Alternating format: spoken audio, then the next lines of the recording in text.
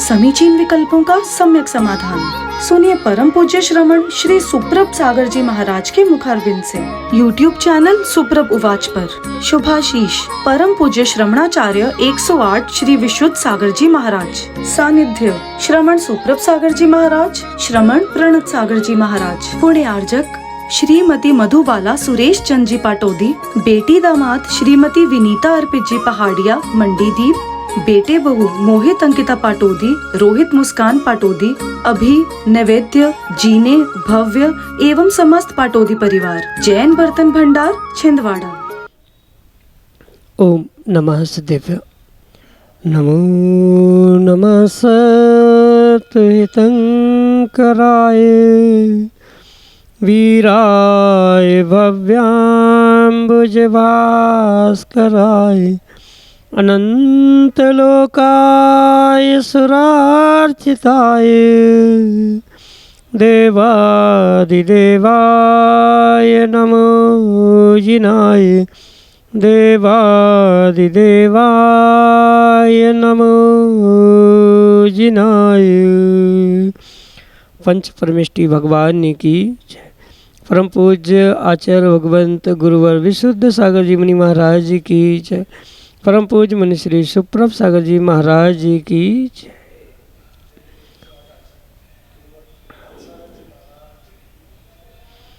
समीचीन विकल्पों का सम्यक समाधान। सम्यक ज्ञान की वह अनूठी विधा जो हमारे अंतरंग को एक अनूठी सुख शांति की अनुभूति कराने वाली होती है, क्योंकि जहाँ विकल्प है वहाँ नियम से संक्लिष्टता होती है और संक्लिष्टता का नाम ही दुख है।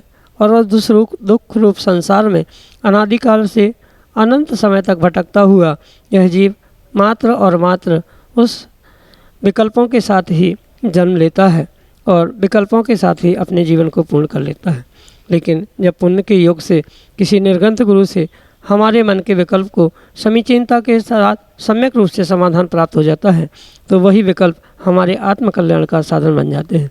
परम पूज्य आचार्य भगवंत गुरुवर विशुद्ध सागर जी महाराज के मंगल सुभाषिष से परम पूज्य मुनि श्री सुप्रभ सागर जी महाराज द्वारा हमें वह आत्मकल्याण की अनूठी विधा प्रदान की गई है, जिसके माध्यम से हम भी अपने मन के उठते विकल्प को समीचीनता के साथ परम पूज्य मुनि श्री तक प्रेषित करने का पुरुषार्थ करते हैं और परम पूज्य मुनि श्री हमें आगम के परिप्रेक्ष्य में उसका सम्यक समाधान प्रदान करके हमारे कल्याण का पथ प्रशस्त कराते हैं। तो ऐसे आत्मकल्याण की अनूठी विधा से जुड़ते हुए आप भी अपने जीवन में आत्मिक सुख शांति को प्राप्त करने का पुरुषार्थ करें और अपना समीचीन विकल्प भेज करके परम पूज्य मुनि श्री से उसका सम्यक समाधान प्राप्त करें। प्रारंभ करते हैं आज का सम्यक समाधान।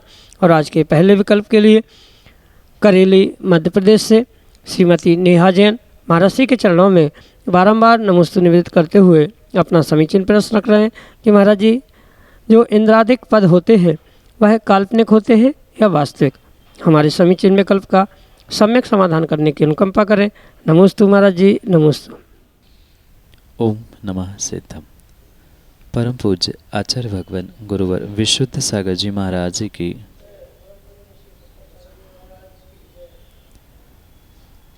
जो इंद्रादिक पद आगम में वर्णित है वह किसी भी प्रकार से काल्पनिक नहीं है, अपितु पूर्ण रूप से उनकी व्यवस्था आगम के परिप्रेक्ष्य में और वास्तविकता में समझने की आवश्यकता है।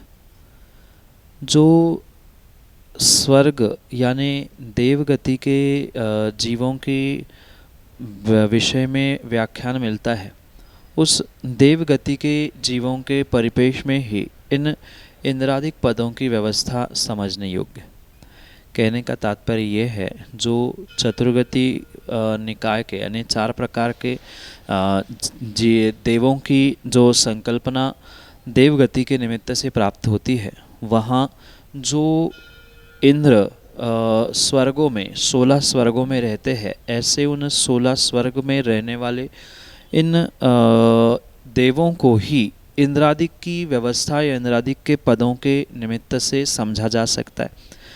अन्य भी जो चतुर्निकाय के देव मतलब भवनवासी व्यंतर ज्योतिष जाति के देव है, उनमें भी ये व्यवस्थाएं है। उनके भी जो 10 भेद कहे हैं, सामानिक आदि आदि, उन अपेक्षा से इन पदों की व्यवस्था बिल्कुल उचित समझनी ही होगी।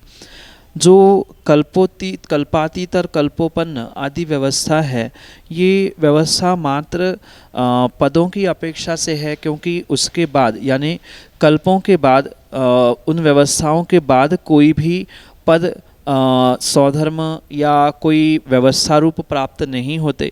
इसलिए एक कल्प और कल्पातीत आदि की व्यवस्था समझनी होगी, पर वहाँ कल्पातीत से संबंध काल्पनिक से नहीं है, अपितु वास्तविकता से ही है। मात्र शाब्दिक रूप से उन्हें कहा जाता है कि ये कल्प है, ये व्यवस्था है पदों की, कि जैसे कोई मुखिया होता है, राजा होता है, तो वहाँ इंद्र, सामानिक, त्रायस्त्रिंशद, पारिषद, आत्मरक्ष, लोकपाल आदि आदि ये जो पद व्यवस्था है, ये कल्पों तक है। आगे सामान्य रूप से सभी समान होते हैं। अन्य में भी मतलब भवनवासी व्यंतर में भी कुछ पद कम होते हैं, तो उनकी भी व्यवस्था आगम में लिखी है। इसलिए स्पष्ट समझना, ये कोई मात्र काल्पनिक व्यवस्था नहीं है। चारों गति के जीवों में से देव गति के जीवों के जो चार भेद कहे हैं, उनमें जो वैमानिक देव कहे जाते हैं, मुख्यतः से वैमानिक देवों की अपेक्षा से ही इनकी व्यवस्था, मतलब ये जो पद 10 प्रकार के कहे हैं उनकी व्यवस्था है। अन्य भी जो निकाय के प्रकार के देव है, उनमें भी ये कुछ हद तक व्यवस्थाएं देखने में आती है, पर ये काल्पनिक नहीं अपितु वास्तविक है। यही आपके लिए सम्यक समाधान। वाड़ा मध्य प्रदेश से सोनाली जैन महाराज श्री के चरणों में बारंबार नमस्ते करते हुए अपना समीचीन प्रश्न रख रहे हैं कि महाराज श्री, हम अपने क्रोध पर कंट्रोल कैसे करें? हमारे समीचीन विकल्प का सम्यक समाधान करते हुए हमारा मार्गदर्शन करने की कृपा करें। नमोस्तु महाराज जी, नमोस्तु। क्रोध प्रत्येक व्यक्ति का बहुत बड़ा शत्रु है और उस पर नियंत्रण करना वर्तमान परिप्रेक्ष्य में बहुत आवश्यक है।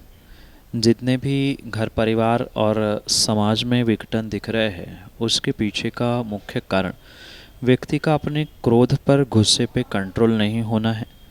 और जहाँ क्रोध पर नियंत्रण किया जाएगा, वही पूर्ण रूप से कहीं न कहीं सुख शांति का वातावरण यहाँ पर, मतलब घर परिवार समाज आदि में बनने की संभावना। इसलिए कोई बाहर की औषधि मंत्र तंत्र इस क्रोध को नियंत्रित करने के लिए नहीं, अपितु व्यक्ति को अपने स्वयं के समझ विवेक से ही इन कषायों पर कंट्रोल करने की या उन्हें व्यवस्थित करने की आवश्यकता है। जैसे किन्हीं निमित्तों से जो क्रोध उत्पन्न हो रहा है, सबसे पहले उन निमित्तों को समझने की आवश्यकता है। किसी व्यक्ति विशेष से, किसी स्थान विशेष से, किन्हीं कारणों से जब गुस्सा आती है, तो उन निमित्तों से सबसे पहले दूर होने की आवश्यकता है।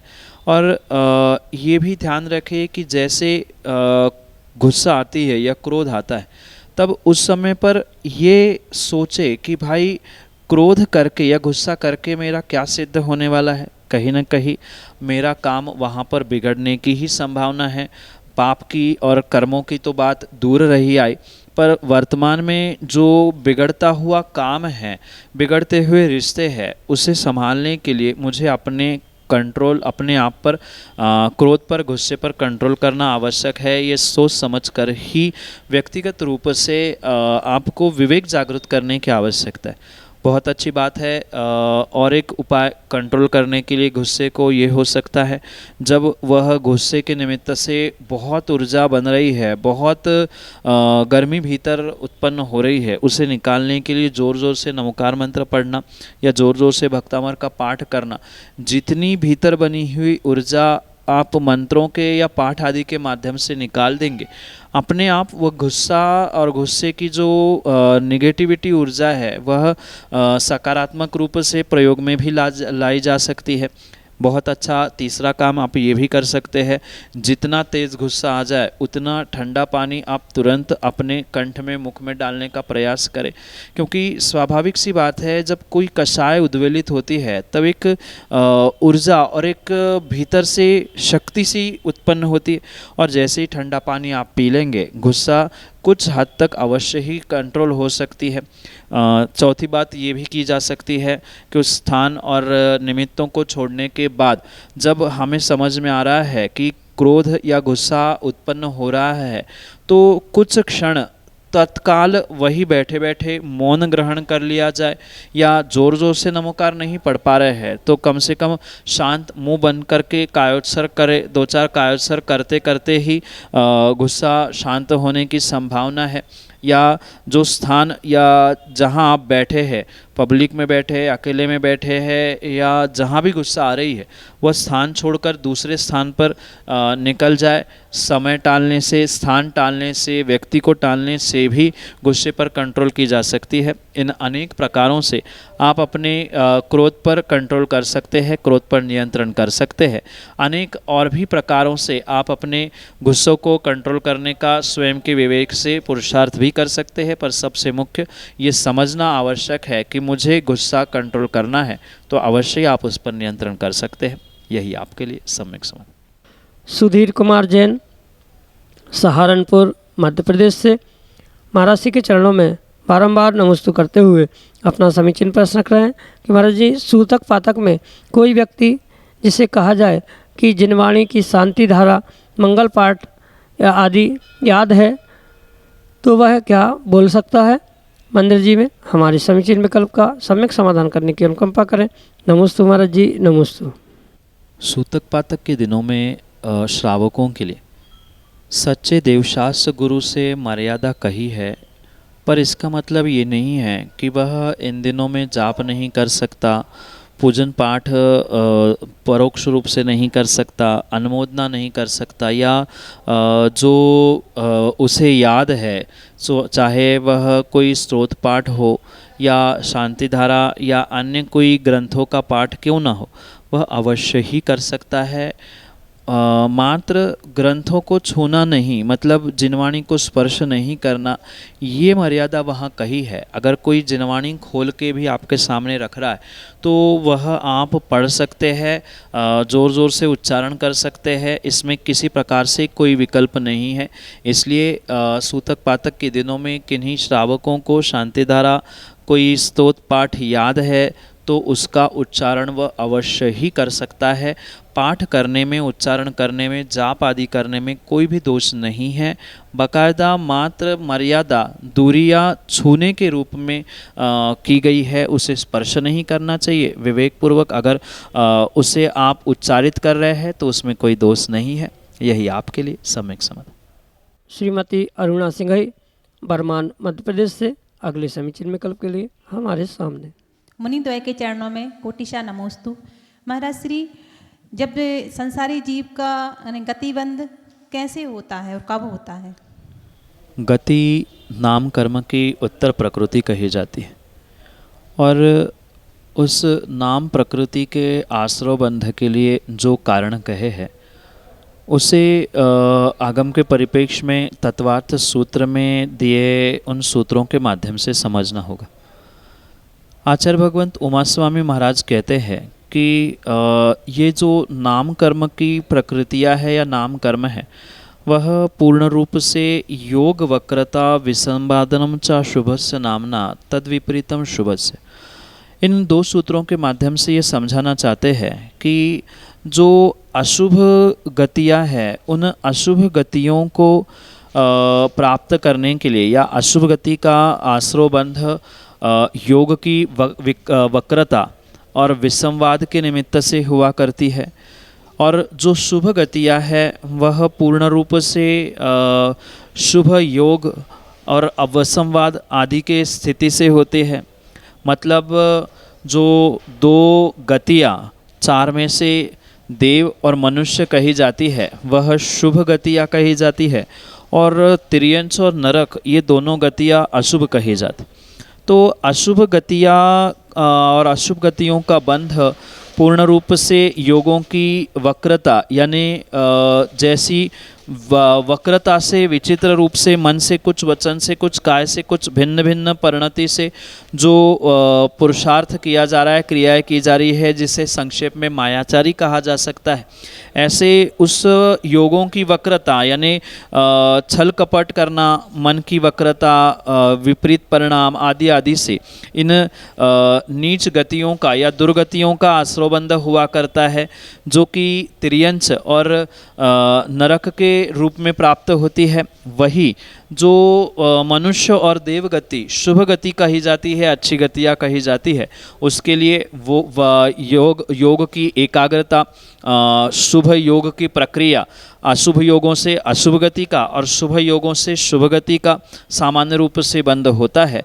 मात्र इतना भी समझ में आ जाए तो भी बहुत कुछ हो सकता है। यही आपके लिए सम्यक समाधान। नीलम जैन, बर्मान, मध्य प्रदेश से अगले समीचीन विकल्प के लिए। महाराज जी के चरणों में नमोस्तु नमोस्तु। महाराज जी, मेरा यह प्रश्न है कि जैसे मृत श्रावक का मृत शरीर रहता है, उसमें अनंतानंत जीव हो जाते लंबे समय तक में, तो ये बोल के मुनि राजा का भी जैसे लंबा समय हो तो उतने ही जीव उत्पन्न होंगे क्या? शरीर तो शरीर है, चाहे वह मुनिराजों का हो चाहे श्रावकों का क्यों ना, पर मात्र विशेषता मुनिराजों के शरीर में उनकी रत्नत्रय की आराधना से उनकी होने वाली, शरीर की होने वाली पूज्यता की अपेक्षा से स्वीकार की जाती है। पर सामान्य रूप से अगर शरीर की बात करें तो चूँकि मनुष्यों का ही शरीर है, दोनों भी मनुष्य गति के ही जीव है, इसलिए उन दोनों प्रकार के शरीरों में जो जीवों की उत्पत्ति है वह बिल्कुल उतनी ही है, किसी प्रकार से उसमें कम अधिकपना हो ही नहीं सकता। मुनिराजों का शरीर भी और श्रावकों का शरीर भी उसी प्रकार से, मतलब उन्हीं कर्मण वर्गणाओं से, 9 कर्म वर्गणाओं से बना हुआ है, इसलिए उनके जो फिजिकल स्ट्रक्चर है, उसका जो केमिकल स्ट्रक्चर है, उसमें किसी प्रकार से कोई भी बदलाव नहीं है।